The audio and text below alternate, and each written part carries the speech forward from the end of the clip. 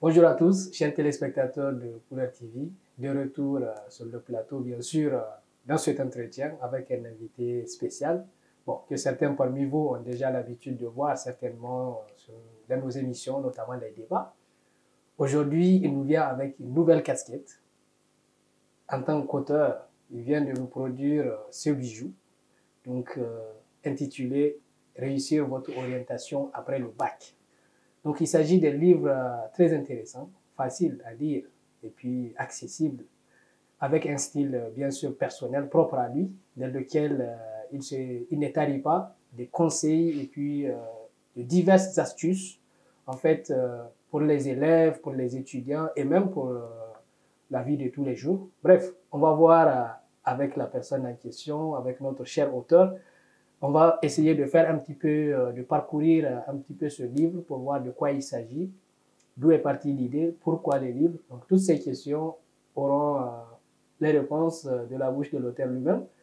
Monsieur Moumoun Nare, bon retour parmi nous, je vais dire Merci. sur Couleur TV. Et puis, bon, il y a certainement certains de nos téléspectateurs qui ne te connaissent pas encore.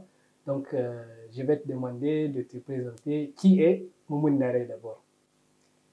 Alors, merci à Couleur TV pour l'invitation, de m'avoir invité sur le plateau pour présenter ce livre que je venais de faire sortir.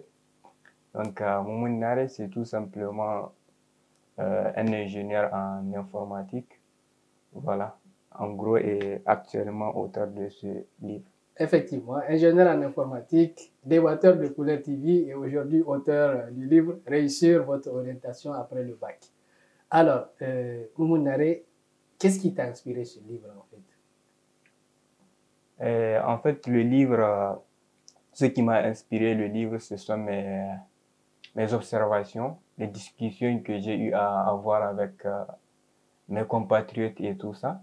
Et puis, une question qui me revient très souvent par des bacheliers, c'est quand vous entendez des gens vous demander tout le temps comment faire. Il faut savoir que vous êtes dans l'obligation de mettre sur pied une solution afin de répondre à leurs problèmes.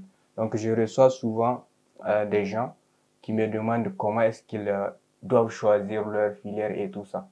Donc, c'est là que je me suis dit que pourquoi je vais répondre de façon individuelle, de façon continuelle à ces gens-là qui me demandent comment ils vont s'orienter et tout. Donc, j'ai décidé de mettre sur pied ce livre-là afin d'aider ces gens-là qui sont à la recherche de leur voie.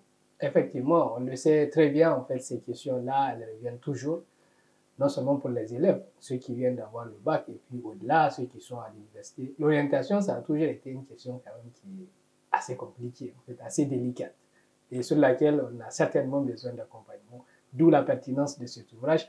Et est-ce qu'il est seulement destiné aux élèves et puis aux étudiants ou bien, bref, j'ai envie de demander à qui il est adressé en fait, de manière générale? De manière générale, l'ouvrage il est destiné aux élèves en premier lieu qui ont obtenu après leur baccalauréat, ils ne savent pas où ils vont. Aux étudiants aussi, parce que cet ouvrage, le titre, en fait, il est trompeur. Quand on voit le titre réussir après le bac, on a tendance à croire que c'est juste pour les gens qui viennent d'avoir leur bac. Non, dans le livre, je donne des astuces et techniques, comment les étudiants même ils peuvent réussir à l'université. Voilà, de façon générale. Et même des gens qui veulent s'impliquer dans le processus de l'orientation de quelqu'un d'autre, ils peuvent se servir pour les diriger de manière efficace. Exactement. Alors, on sait très bien, en fait, généralement, quand on produit un livre, quand on produit un tel chef-d'œuvre, c'est qu'il y a des problèmes qui sont soulevés, auxquels on essaie d'apporter des solutions. Donc, pour toi, en fait, dans le cadre de ce livre, quels sont les problèmes, justement, qui ont été évoqués? Dans le livre, il y a plusieurs problèmes qui ont été évoqués et des astuces. Principalement, j'évoque le problème de l'orientation de manière générale et puis le problème d'intégration des étudiants, surtout des étudiants à l'étranger. Quand on arrive dans un environnement qui nous est étranger, des fois on a du mal à s'intégrer. On ne connaît pas quoi faire pour vraiment s'intégrer. Et qui dit intégration, dit vraiment, ça a un lien en fait à la réussite scolaire. Si on n'est pas intégré, il nous arrive quasiment impossible, voire de réussir en fait notre cursus. Il y a des thèmes sur l'autodiscipline et la procrastination. C'est des thèmes, des termes nouveaux, mais qui, si on les comprend, ils nous aident à vraiment avoir un bon cursus, quoi. Exactement. Alors, on va en venir sur ces thématiques-là de procrastination, de l'autodiscipline. Mais avant, quand je parcours ce livre, en fait, je trouve un chapitre très intéressant, ou du moins un titre, c'est-à-dire comment réussir à l'université. Et dans ce titre-là, en fait, tu mets l'accent sur la première année de l'université. Pourquoi? En fait, je mets l'accent sur la première année. J'ai gardé un conseil d'ailleurs de mon grand frère aîné quand je quittais le pays, qui me disait que de faire tout pour réussir ma première année. Donc, ce conseil-là, même arrivé à l'université, je l'ai gardé vraiment jalousement, arrivé avec le froid. Donc, même si je voulais me coucher dans ma couverture, si je me rappelle de ce qu'il me disait, je me remettais à bosser encore. Parce que je voulais pas, voilà, en aucun cas le décevoir et tout ça. Je mets l'accent sur la première année. Pourquoi? Parce que le départ, il est très important. Quand vous regardez même dans les courses de 200 mètres ou 100 mètres, tout coureur qui a un bon départ, il arrive dans la majorité des cas à gagner la course. Donc c'est très important d'avoir un bon départ. C'est pour cela que je mets l'accent sur la première année. C'est le départ de tout étudiant qui réussira son cycle. S'il échoue la première année, il va à coup sûr échouer le reste de son cycle. Exactement. En tout cas, ou difficilement réussir. Oui, ou difficilement du moins. D'ailleurs, cette anecdote me rappelle une autre anecdote d'un grand frère ici qui nous a accueillis. Quand on venait juste d'arriver, on lui demandait conseil en fait. Comment réussir ici au Maroc? Il nous dit, bah, écoutez, vous bossez, vous vous fatiguez. Il marque une pause, après il dit, et vous bossez encore. Quand on s'est dit, bon, écoute, on pensait qu'il allait dire, vous vous reposez, il dit, vous bossez encore. Donc, une façon de dire que oui, il faut travailler dur, et surtout la première année de l'université. Alors, et dans les conseils, toujours pour réussir à l'université, il y a deux conseils que tu donnes qui ont attiré beaucoup plus mon attention. Il s'agit de participer activement dans la vie estudiantine et puis bien choisir ses amis. Donc, pourquoi, en fait, ces deux sont pertinents? En fait, bon, pourquoi vous avez relevé plutôt les deux? Les deux, ils sont plus pertinents pour vous. Peut-être, je dirais, le fait de choisir ses amis et de participer activement aux activités, par exemple, s'intégrer dans les bureaux et tout. Les gens ont tendance, surtout nous les Nigériens, on a tendance à laisser ça à une certaine partie des étudiants. Mais les raisons derrière cela, peut-être on se dit que ça va influencer notre cycle, alors que ce n'est pas le cas. Le fait, c'est toujours l'intégration. Et des fois, vous n'êtes pas sans savoir, c'est dans ce cercle-là que vous allez avoir des informations capitales qui vont participer ou bien contribuer à votre succès. Et aussi vos amis, ils peuvent influencer de manière tragique vos résultats. Peut-être que ça sera à cause de vos amis, par exemple en les voyant étudier. Certes, chacun a sa méthode, mais ça a un impact quand même. Moi, par exemple, mon cas, quand on était venu en première année, deux fois, même si tu n'as pas envie d'étudier, si tu vois tes amis étudier, tu te poses quand même des questions. Est-ce que tu fais le nécessaire pour réussir? Donc, c'est très important d'avoir des bons amis, une bonne compagnie, voilà, pour ne pas être influencé, parce qu'on a tendance à... les êtres humains ont fait deux fois des choses par par correspondance. Si on voit quelqu'un faire, on essaie de faire comme lui. Donc, c'est comme si il y a quelqu'un à qui on veut ressembler. Si on le voit faire, on a plus tendance à faire ce qu'il a fait en fait. Exactement. Alors, nous arrivons finalement à la fameuse procrastination. Un cauchemar, je dirais, pour les étudiants et pas que. Et vous essayez de donner quelques conseils justement pour y remédier. Donc, quels sont ces conseils? Comment, brièvement, on va dire, comment y remédier? Ok. Avant de donner, je dirais, les conseils pour pouvoir y remédier, déjà la procrastination, il faut savoir c'est quoi déjà la procrastination. C'est cette habitude-là qu'on a de toujours reporter les choses à plus tard ou bien au lendemain.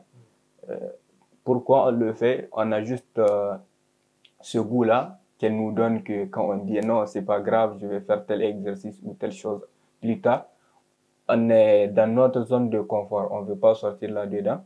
Donc, pour essayer de sortir de cette habitude, déjà, il faut se connaître soi-même.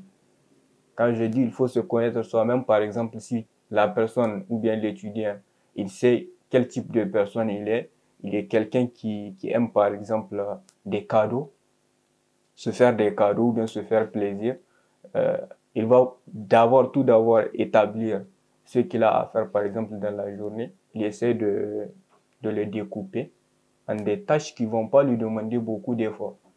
Et à chaque fois qu'il va accomplir cette petite tâche-là, il va essayer peut-être de s'offrir un petit cadeau, se donner des points, ou bien s'il atteint un certain nombre de points, il va s'acheter quelque chose qu'il aime bien.